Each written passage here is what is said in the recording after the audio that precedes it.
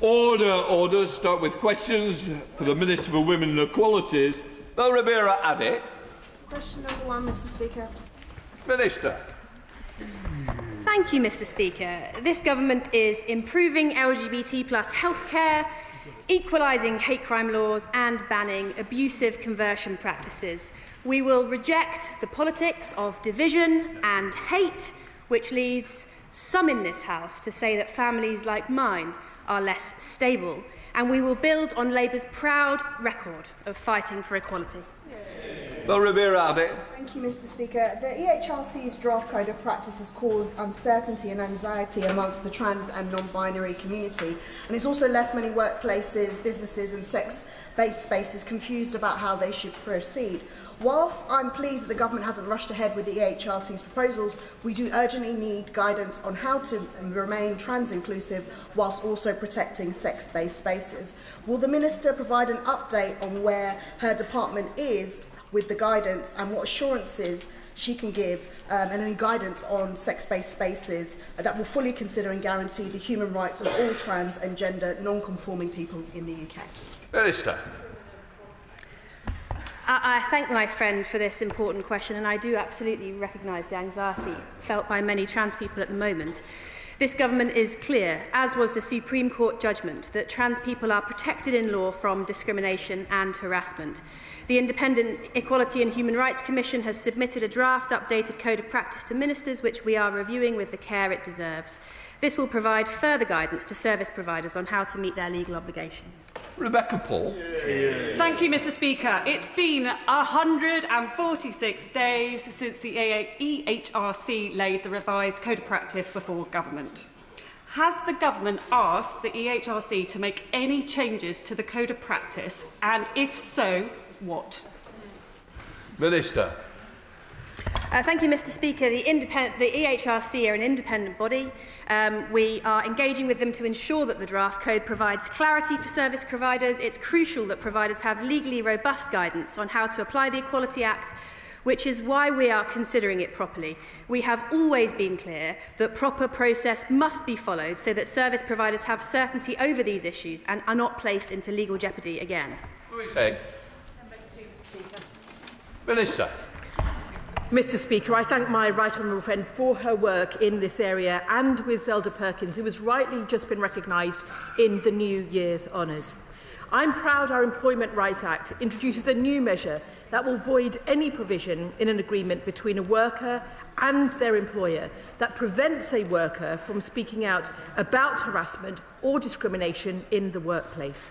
My right honourable friend will be aware that implementation of this measure is subject to consultation. We have engaged closely with DBT on this policy and continue to do so. Louise. Very grateful for my honourable friend's answer. I couldn't be prouder that this government, through the Employment Rights Act, announced world-leading legislation to protect victims of harassment and discrimination through confidentiality suppression clauses. Will my honourable friend the Minister confirm that the government will soon set out the timetable and process to ensure that victims will permanently be protected from these gagging clauses? No ifs, no buts. Minister.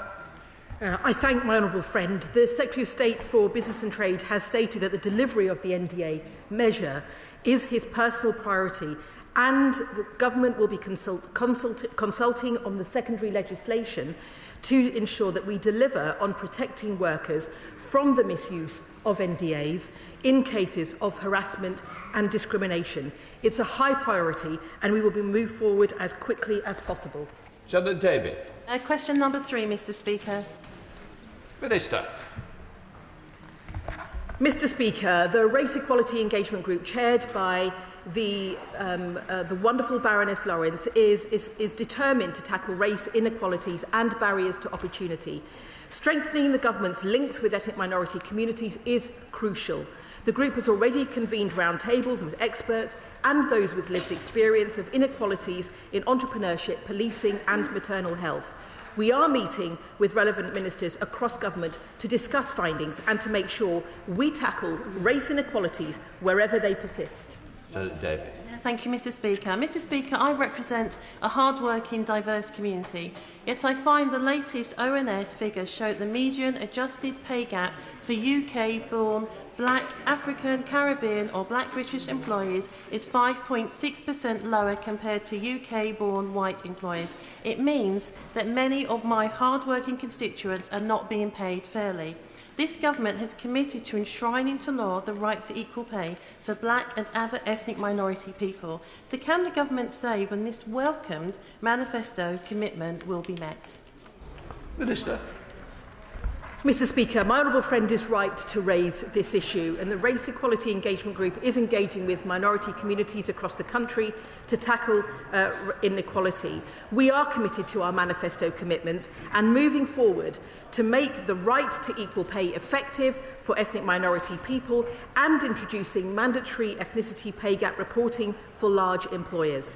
Last year, we published a call for evidence on equality policy, which closed last summer.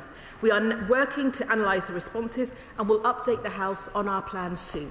Kirsty Black. Mr Speaker, it is 316 days since the Minister announced that consultation. It is 560 days since the King's speech, when the draft legislation was announced in the King's speech. The Minister has made clear that she expects the draft bill to be published during this session. Please, can she update us on whether this is still her promise and when we expect to see that draft bill to reduce and remove that ethnicity pay gap that people are struggling with? Minister. I thank the honourable member for her question, and indeed, as I have highlighted, we are continuing to move forward with our plans. We will be publishing the call for evidence and also to, as we're analysing responses, and update the House on our plans soon. Max Wilkins. Thank you, Mr Speaker. Question number 4. Minister. Thank you, Mr Speaker. Through our 10-year health plan, we are committed to prioritising women's health as we build an NHS fit for the future. This includes renewing the women's health strategy, investing in research that addresses health inequalities and continue to build on vital progress in women's health. Grouping Minister. With permission. Right. Max Wilkins. Thank you, Mr Speaker. I'm grateful to the Health Minister for her to come into the House today. She's aware of the case of Cheltenham General Hospital and the Evita Birth Centre, which was closed temporarily 4 years ago under the previous government to births and labour. There is a national rapid review which Gloucestershire is subject to, and there is a local service review too. The Trust tells me that they can't make any decisions on a reopening for labour and births until those 2 reviews have completed, and even then there is no timescale for giving women in my constituency the answer that they need, which is that they can give birth in Cheltenham as and when they need to. So will the Minister have a word with those in charge of the reviews and the local trust to try to move things along and get us the answer that we need? I thank the Honourable for his question, and we discussed this before. He brought a debate in Westminster Hall as well. I know he's campaigned hard on this for local women. He raises a really excellent point that we must make sure that what is happening on the ground with regard to maternity and some of the changes that people are proposing does line up adequately with the National Task Force. He's made that point very clearly today, and I will make sure that the local system is aware of that. Alan Miller. Thank you, Mr Speaker. My constituent Deborah was advised over 20 years ago to take sodium valproate during her pregnancy. Alongside thousands of other women, that advice has had severe consequences for her family. Both her sons have faced significant challenges throughout their lives and remain highly dependent on their parents today as a direct result of that drug. On Saturday, I visited Deborah and she shared with me her fears for her son's future and her anger that over 2 years after the Hughes report was published, no action has been taken.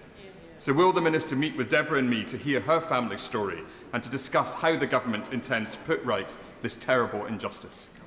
Minister. Thank you, and I thank him for his question. And we obviously understand that for women like Deborah and many others that have been raised very often in this House leading to that report, these are serious and long-enduring conditions. I'm absolutely happy to arrange for the Minister to get back to him on that specific case and update him on the review. Madam Pongasari. Thank you, Mr Speaker. I support Valerie Amos's report into maternity services. I'm very keen to hear from the government how they ensure that black voices, particularly black women's voices, are key during this investigation so that they can ensure that their voices are heard and their experiences are taken into consideration. Minister. I thank her for her question and the work that she has done on behalf of Black and Asian women particularly, as have many others, to make sure that that work is included in Baroness Amos's report. That is obviously central to the work that she will do. We know that the high risks are going. There are engagement groups as part of that work, and we'll make sure that she and others are kept up to date with that. Catherine Atkinson. Thank you, Mr. Speaker.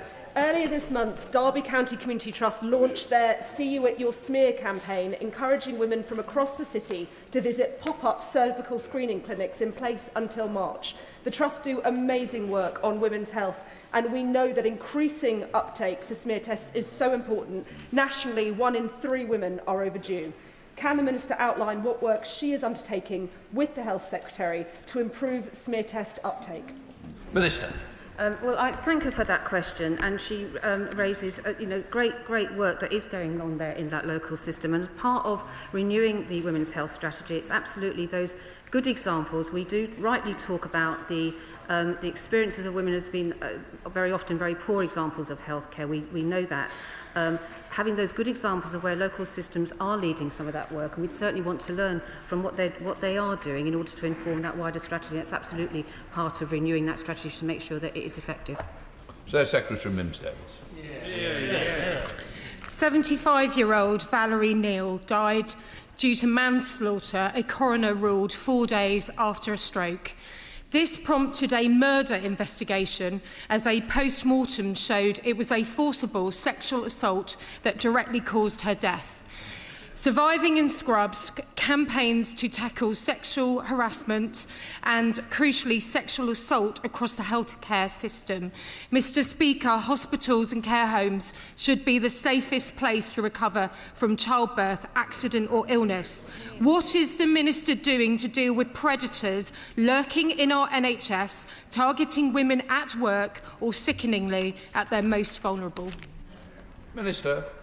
So the Honourable Lady raises a shocking example there, and it is one of the most shocking experiences, and I think I've said this before from this dispatch box, as coming in as a new minister, to the scale and the depth of sexual harassment for staff and sometimes for women is shocking. We've worked very hard with staff groups to make sure that we have that as a primacy in our strategy, and working with my Honourable friend the Minister for Violence Against Women and Girls, that is absolutely part of our attack more generally on misogyny and violence against women, and we absolutely recognise that that needs to be resolved. Ray Goldman, Liberal Democrat spokesperson. Thank you, Mr. Speaker. In September, I raised the case of my constituent Mary in the House. Mary is among the parents of at least 7,000 children who have suffered birth defects because of the anti-epilepsy drug sodium valproate after it was prescribed to pregnant mothers in the 1970s. Next week marks the 2nd anniversary of the Hughes report into the sodium valproate and pelvic mesh scandals. Mary and other mothers like her needed redress and support for their children years ago, and a government response to the Hughes report is now long overdue. What assessment has she made of an impact on the women and their children left in limbo by this government's failure to respond to the Patient Safety Commissioner's report of February 2024? Minister. Well, clearly, as we have discussed in this House, and many people have led the campaign on part of this women, we of course are clear on the impact on those women, as the government will continue to review the recommendations of that report and report back in due course. Chair of the Women's and Equalities, Sarah Owen. Thank you, Mr. Speaker. Question number 5. Minister. Mr. Speaker, our Pathways to Work guarantee will tackle the unnecessary barriers keeping disabled people out of work. Connect to Work employment support will be nationwide by April. Last week we expanded Work Well, and regular meetings of the lead ministers on disability make sure of cross-government working. Sarah Owen. Thank you, Mr. Speaker. Nearly half of disabled people in the UK say they feel it's harder to get a job or keep a job. It's even worse for those with learning disabilities. Just 6% find it into the workplace. Now, the problem isn't just employer discrimination, it's also the UK's infrastructure. 3 in 4 trains are not step-free. Ones like mine in Leagrave are completely out of bounds for people who are physically disabled. What is the Minister doing to ensure that cross-departmental working meets the needs of disabled people to access public spaces and the workforce? Minister. Well, Mr. Speaker, my honourable friend is absolutely right. The disability employment gap is too big. Every department has a lead minister on disability. I chair regular meetings. My honourable friend, the member for Wakefield and Rothwell, champions disabled people at the Department for Transport, and the Rail Accessibility Roadmap sets out planned improvements for disabled people ahead of the establishment of Great British Railways. Vicky Slade. Thank you, Mr. Speaker. My constituent Becky relies on access to work, but her application was denied, and her ICE application for a complaint has now taken 8 months just to receive an acknowledgement. We can't progress an ombudsman claim until they deal with it. So what is this department doing to arrange for complaints to be dealt with more quickly so people can get back into work? Well, I'd be grateful if the honourable lady would just let me have a note of that particular hold-up with complaints. I mean, there are delays with access to work, reflecting the big surge in demand for access to work, and that's why we've proposed reform. We've consulted on reform, and we'll come back with our proposals now quite soon. We now go over to Jim Shaw. Mr. Speaker, question number 6. Minister. Thank you, Mr. Speaker. Through our 10-year health plan's big shifts, we'll ensure that more tests and care is delivered in the community, improving working between services, using greater use of technology to support women managing long-term conditions, and crucially learning from the work led by the pioneering women's health hubs. Jim Shannon. And I thank the Minister very much for that. Arthritis and other musculoskeletal conditions are the single biggest cause of pain and disability in the UK. It's one of the most common reasons for workplace absences. It affects women and girls, and particularly 60% of those with arthritis in the UK are women, which accounts for some 6 million women across the United Kingdom. So can I ask the Minister, can the Minister work to ensure that MSK is included in the next phase of modern services frameworks so that health of women and girls is made a priority? Thank you. I thank him for that question. He's absolutely right. The osteoporosis does disproportionately affect women, and it's a crucial part of, as he said, absence from the workforce. Myself and Baroness Merrin, who leads on this work, met with Charlie Mayfield as part of his looking at getting more women back into the workforce, and I absolutely make sure that women's health and these sorts of long-term conditions are part of that. I can't commit to the MSK strategy, but we're absolutely committed to involving this in renewing the women's health strategy. Patrick Hurley. Number 7, please, sir. Thank you, Mr. Speaker. And with permission, I will answer questions 7, 8 and 10 together. Tackling child poverty is a moral mission for this government, and your background should not determine what you go on to achieve in life. I am proud that we've now published our historic child poverty strategy that will deliver the largest reduction in child poverty within a single parliament, scrapping the 2-child limit, expanding free school meals and backing families.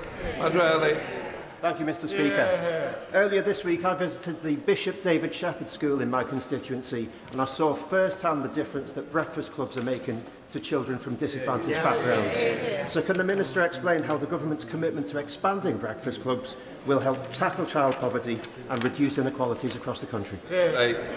I'm grateful to my honourable friend. He's a real champion for local families, and I'd be grateful if he would extend my thanks to all the staff team at the Bishop David Shepherd Primary School for the work that they are doing. Breakfast clubs make a huge difference to parents, to children, expanding learning and giving our children a great start to the day. And this Labour government will deliver a national rollout of breakfast clubs across our country. Bobby Shanker.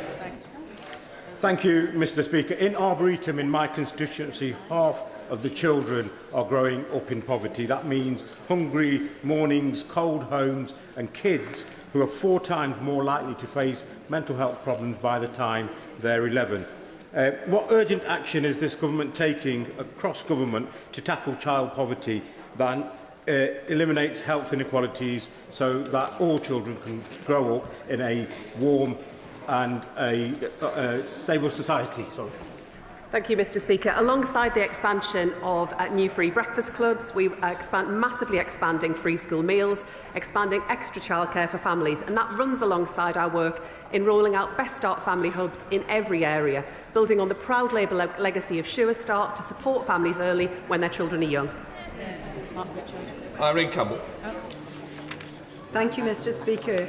In my constituency of North Ayrshire and Arran, healthy life expectancy is currently 52.5 years for women and 52.6 years for men. This is shockingly the lowest in Scotland and shows clear evidence of increasing health inequalities compared to other parts of Scotland. Years ago, the Glasgow effect was often cited when looking at life expectancy and at healthy life expectancy, but in this case I fear we now also have a North Ayrshire effect. Does the Minister agree with me that this is no way to start your life and that Scottish Government must do more to address these inequalities, given that they have had the biggest financial settlement in the history of devolution? Mr Speaker, those are truly shocking statistics that my honourable friend shares. I know that she, Anna Sawa and all Scottish Labour colleagues are working to kick out the SNP in May and show them how we can make the NHS fit for the future, running alongside our child poverty strategy, Mr Speaker, that will lift thousands of children in Scotland out of poverty. That is the difference a Labour government here in Westminster is making in Scotland. The best way out of poverty is through supporting people into work and creating jobs. What assessment has the Minister made with her colleagues on the impact of the crippling national insurance hike her government has had on families with children living in poverty? Mr Speaker, our child poverty strategy will deliver the biggest reduction in child poverty in any parliament ever.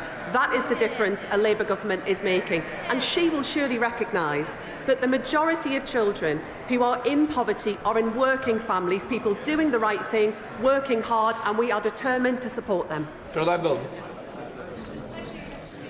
We know that poor housing is a serious contributor to children living in poverty, and I've recently heard concerns about social housing providers in my constituency failing to carry out vital repairs to tackle damp and mould, with some even choosing to sell off homes rather than bring them up to the standards under Awab's law because it's too expensive. So what is the government doing across government with its Equalities Department and MHCLG to stop social housing providers from selling off homes and to ensure that every child has access to safe, warm, dry, affordable social housing? I'm grateful to the Honourable Lady for raising that point. Issues around housing were a key feature of the work that we did through the Child Poverty Task Force. It's also work that colleagues right across government are taking up. I'm concerned to hear as to the cases that she raises. If she would like a minister to look into those and provide a response, if she shares some details, I'll make sure that happens. Of course, there is poverty of aspiration, which of course contributes to inequalities, and there are over 100,000 children in looked after care in this country, as you will know, secure homes, children's homes and foster care. Every single one of those children has a skill, an ability, something to contribute to society. So can I ask her to, with her other hat on as Secretary of State for Education, to look at scholarships for looked after children, for those children to develop those skills?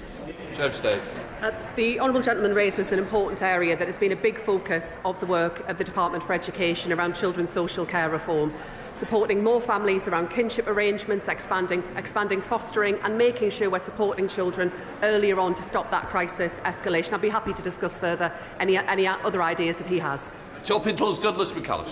Number one, please, Mr Speaker. Mr Speaker, next week is Race Equality Week, and this week's theme is Change Needs Us All. The Government's Race Equality Engagement Group, chaired by Baroness Lawrence, is ensuring that we are hearing directly from those most affected by race inequality. And Mr Speaker, yesterday we marked Holocaust Memorial Day, and across this House we remember the 6 million Jewish people murdered by the Nazis. We redouble our efforts to combat prejudice, hatred and anti-Semitism in all its forms. The gender pay gap for full-time employees in Scotland. The gender pay gap for full-time employees in Scotland widened from 2% in 2024 to 3.5% in 2025. It's utterly unacceptable that under the SNP watch, women in Scotland are earning less for the same hours. What can our UK Government do to improve matters for women across our country? Mr Speaker, my honourable friend is right. We do have to narrow that gap, and we're ensuring that large employers, including in the Scottish private sector, will publish a plan to show how they will address the gender pay gap. But of course, I am proud that along with him, this Labour government is delivering the biggest upgrade in workers' rights in a generation. Nurses up and down the country, like the Darlington nurses and Jennifer Mellay, are being hounded and harassed by the NHS simply for recognising that biological sex is real. I'm grateful that the Secretary of State had previously agreed to meet with Jennifer, and I hope she still will. But she takes up the cause of working class women. These are working class women, and they are being abused by people in positions of power. So will she go further? Will she hold accountable people in the NHS, the Nursing and Midwifery Council, and in the unions who have harassed and victimised these hard-working nurses? Mr. Speaker, I look forward to meeting with Jennifer soon to discuss her experiences and what more we can do to make sure that women in the NHS are safe at work. I'm determined to ensure that the rights, voices and spaces of women who both work in the NHS and are patients in the NHS are protected. Thank you, Mr. Speaker.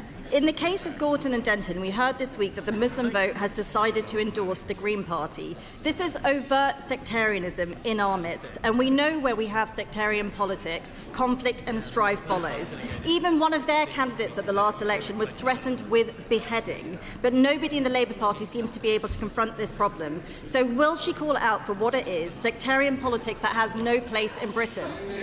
Secretary of State. Mr. Speaker, I'm not aware of what the Right Honourable Lady describes in terms of the particular case. What I can say is that violence, intimidation or harassment has no place in our politics. No political candidate or Member of Parliament should be subject to that kind of experience. What I can also say is I'm very much looking forward to going and campaigning and making the case to the people there.